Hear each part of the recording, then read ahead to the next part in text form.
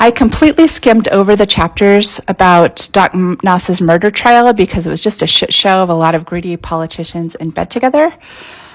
But chapter 28 lands us in March 1951, 2 years after Doc Noss is murdered.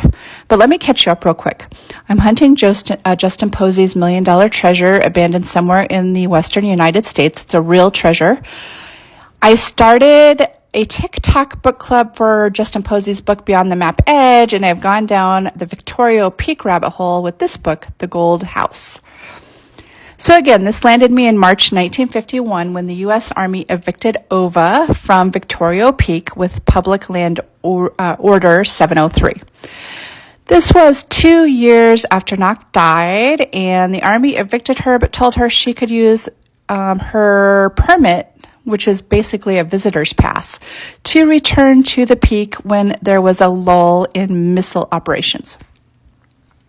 However, when she made her first visit back, she found the Army had not released the horses from the corral as they had promised when they evicted her.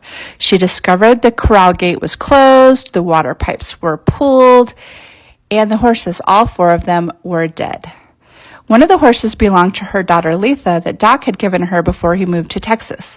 Letha gave the heartbreaking account of how she found those poor, beautiful horses all bloated up. They couldn't get out, she said. So on July 31st, Ova writes to Lieutenant Colonel Paul Sordes of the U.S. Army, and she says, "We are this day vacating the premise known as Roy Henderson property, Section 16, Township 16, Range 3 East, and we are enclosing our passes." I believe she must have been trying to be diplomatic through what had to be a lot of rage and despair over this whole thing. She writes, "We are looking forward to the time, however, when we can return and go ahead again." Signed, Ova Noss.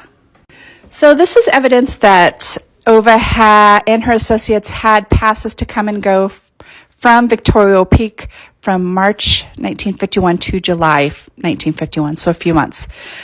The Army chose to rub salt in the wound, and they wrote her back to confirm what was beyond obvious.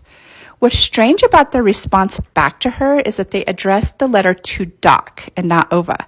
They said they obtained the surface rights, and they mentioned only that she can no longer dig for ore on the surface.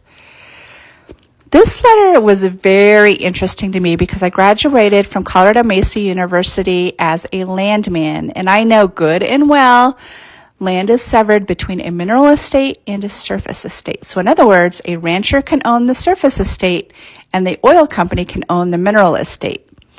This happens all the time. The surface estate and the mineral estate are 2 different estates. So in the early 50s, the Army got the surface estate. That's a fact. But there's no mention of them owning the mineral estate. And a good land lawyer will tell you the mineral estate owner has the right of egress and ingress over the surface estate to access their minerals any time. I'm sure Justin Posey has researched who owns Victorio Peak's mineral estate. You have, Justin, right? So land laws are important. So I want to just give you an example of how important they are, and people need to know about them. Just recently, near my ranch, an environmental NGO was trying to turn 500,000 acres of BLM into a national monument called the Dolores National Monument. Their claim to ranchers was, hey, don't worry, you'll still be able to graze, hunt, fish, and hike on the surface as you always have. What they didn't say, though, is that with the national monument, the mineral estate would be withdrawn from entry entirely, thus relieving the public of our 500,000 acres of subsurface minerals. So my question is this: who owns the mineral estate at Section 16, Township 16, Range 3 East? Who owns the mineral estate under the 7 cities of Ciboa in the Hermbrio Basin? The Army never really says, and they sure do use a lot of evasive language in their letters to Ova in this chapter.